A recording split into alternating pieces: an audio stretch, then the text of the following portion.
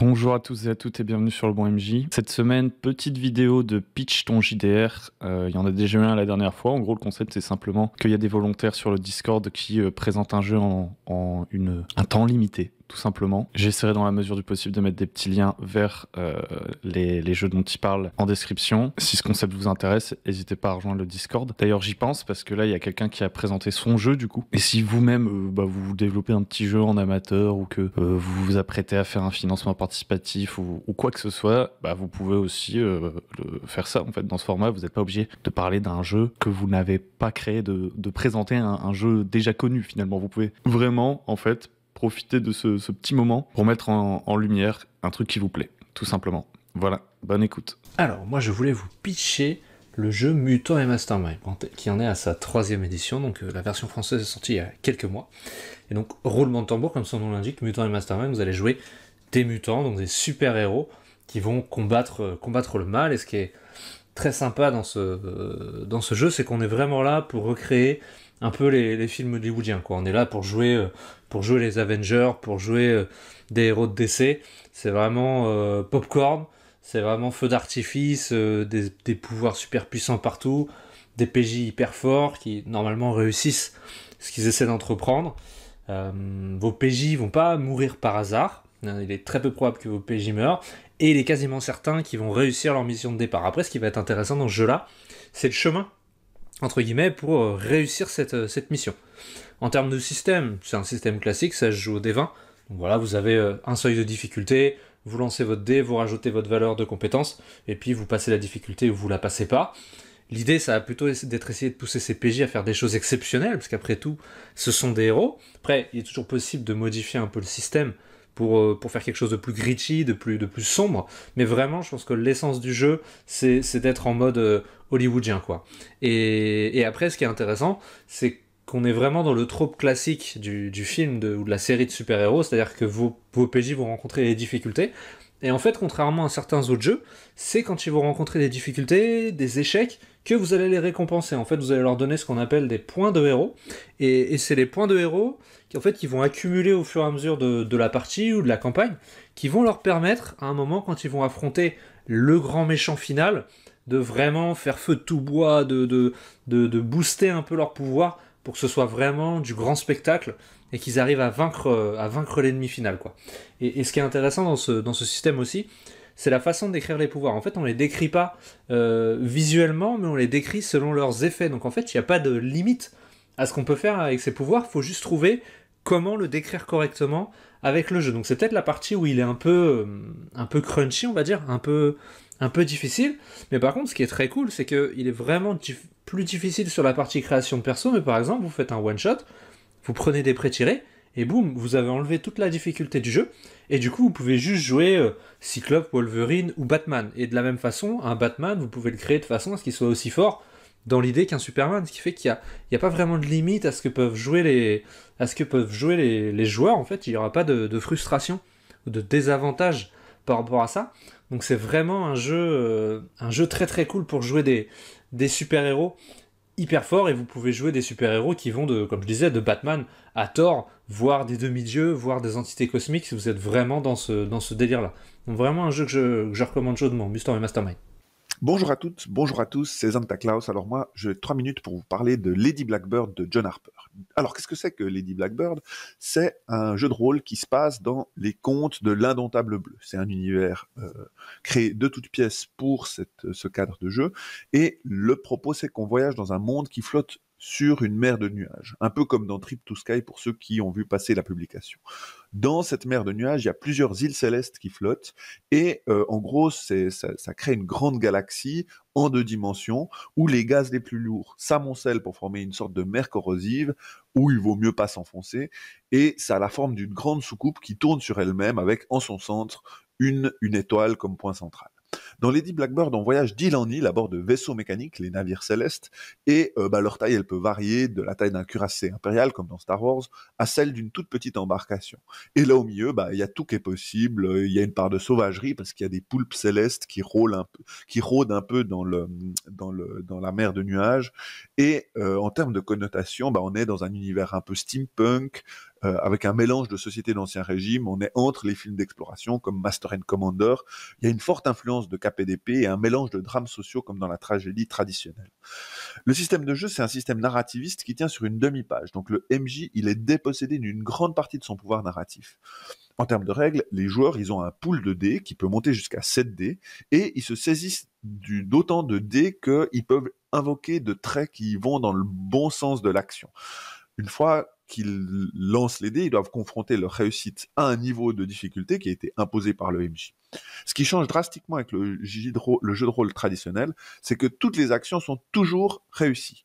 Mais en cas d'échec, le maître de jeu peut imposer une contrepartie sur la feuille d'un joueur ou d'une joueuse, et c'est le joueur ou la joueuse qui décrit comment cette contrepartie se traduit en termes de narration. Ce qui est important de savoir, c'est que le jeu est gratuit. Donc vous pouvez trouver sa version en anglais sur le net, vous tapez Lady Blackbird de John Harper, ou vous pouvez aussi contacter Santa Claus sur le Discord pour obtenir les PDF en français.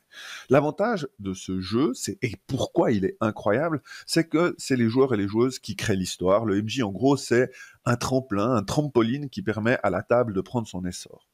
C'est aussi un excellent jeu pour faire de l'initiation. Les histoires sont toujours extrêmement trépidantes, avec un rythme hyper soutenu, très très cinématographique. Et puis, il y a une chose très importante à dire, c'est que pour le maître de jeu, il n'y a presque rien à préparer. Tout se crée de soi-même. Alors voilà, essayez de jouer à Lady Blackbird, c'est vraiment formidable. Et puis, merci de m'avoir écouté. C'était Santa Claus. À très bientôt. Ciao, ciao. À l'aube du XXIe siècle, l'ère est à l'exploration de la galaxie.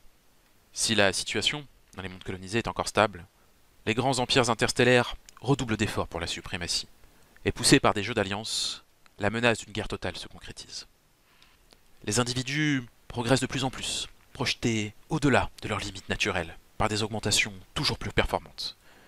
Tandis que les entités, les êtres les plus puissants de la galaxie connue, mettent en place leurs stratégies insondables. Toutes les civilisations se retrouvent entraînées malgré elles, dans une fuite vers l'avant inévitable, dont l'enjeu est la simple survie. Dans les coulisses de ce monde à la stabilité illusoire, l'organisation des Origes tente de son mieux de calmer les tensions et de trouver des réponses. Pourquoi la galaxie est-elle emplie de mondes morts qui jadis portèrent des civilisations avancées? Et par-dessus tout, comment ne pas connaître le même sort?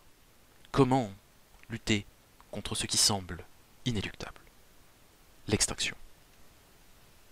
Venons-en maintenant à quelques thématiques et mécaniques clés dans le jeu.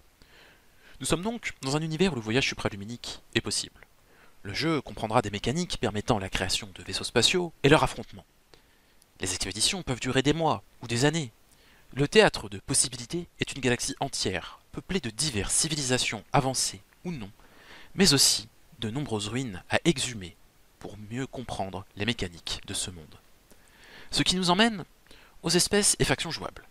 Le jeu est conçu pour faire jouer 6 factions et 5 espèces différentes. L'univers n'est pas anthropocentré et nous avons tenu à créer des mécaniques de jeu asymétriques en fonction des espèces jouées. Ces dernières auront donc un impact majeur sur la direction d'un personnage. L'un des points majeurs au centre de cet univers, mais aussi de son gameplay, sont les augmentations. Dans ce monde, le fait d'être augmenté est universel, que ce soit par la cybernétique, la biologie, la génétique, ou encore la nanotechnologie. Ces altérations, à terme, peuvent mener votre personnage à devenir véritablement surhumain, car l'immortalité est aussi apportée. Dans ce monde, on peut presque tout soigner, et même en cas de décès, les consciences peuvent être numérisées, l'esprit reprogrammé. Mais attention, la mort n'est pas sans impact sur la psyché. Cette évolution mènera à l'obtention de capacités tech, comme la manipulation des champs de gravité ou magnétiques, par exemple, tandis que certaines espèces se voient quant à elles dotées d'étranges capacités psy. Ces capacités seront là pour donner de la versatilité au personnage. Alors, certains individus emprunteront la voie de l'hyper-intelligence, les menant au stade d'entité. Ce qui nous mène au dernier point. Singularité présente 3 strates. La première est celle d'un monde où la pauvreté et la maladie ont de manière générale presque disparu. La seconde strate montrera un monde en proie à des tensions grandissantes et des technologies si puissantes qu'elles en deviennent terrifiantes. La reprogrammation cognitive ou les enfers virtuels par exemple. Puis vient la troisième strate, la plus obscure, celle que les origes étudient, celle qui brise les esprits de ceux assez fous pour chercher la vérité sur les mondes morts. De comprendre comment des sociétés si avancées ont pu disparaître, pourquoi elles disparaissent. Plus un personnage comprendra la vérité, plus sa santé mentale déclinera. Salut, c'est Joss. Moi, je vous présente Sens. Sens est un jeu de rôle auto-édité par Romaric Briand. Une vidéo de présentation est en ligne intitulée Sens Hexalogie, la guerre des immortels, narrée par la voix française de Morgan Freeman, Benoît Alman. Elle sert d'introduction avant la première partie. Totalement illustrée par Valérie Netavung, ce qui ajoute de l'unité à l'ensemble, Sens est un jeu qui part dans tous les sens. À l'image de son auteur, il se veut être un jeu de science-fiction et de philosophie. En vérité, il faut plutôt le prendre comme un Final Fantasy dont le genre changerait à chacun des 4 tomes de sa campagne. Parce que Sens est plus une campagne qu'un jeu. Et les 4 livres jouables sur les 5 existants de l'hexalogie, cherchez l'erreur, sont tous très différents les uns des autres avec toutefois un fil conducteur. À 25 € le livre, ça fait un investissement de 125 €. Le 5e livre étant une encyclopédie des secrets. Mais attention, des secrets selon la vision du supercalculateur du méchant, ça serait trop simple sinon. Le jeu propose des cinématiques comme dans un jeu vidéo. De nombreux secrets plus barrés les uns que les autres, et vos personnages seront rapidement bien au-dessus du commun des mortels. Les joueurs y incarnent des bugs, des êtres défiant le supercalculateur de Myphos Quadria, un tyran immortel cherchant la connaissance ultime, rien que ça. Vous servez la résistance qui se bat pour la vie en opposition avec l'achèvement des sciences qui mettrait un terme à l'humanité.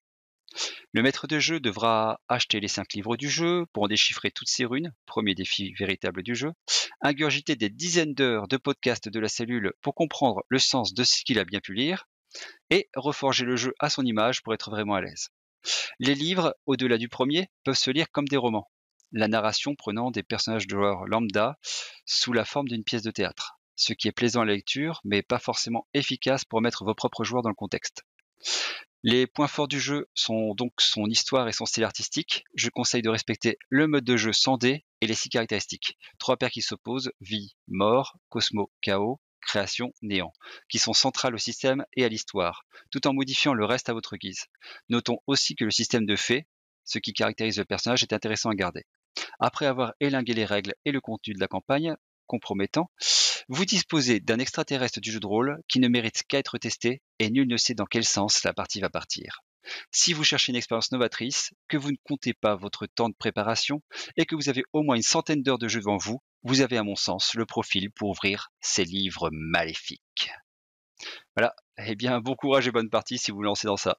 Voilà, c'est terminé pour aujourd'hui. J'espère que ça vous a plu. N'hésitez pas à liker, à vous abonner, à mettre un petit commentaire s'il y a un truc qui vous a accroché plus qu'un autre dans cet épisode. On fera des épisodes comme ça. Je pense même que le format en lui-même de pitcher un truc ou de récolter des petits témoignages, des petits trucs comme ça, on pourrait l'étendre à d'autres sujets.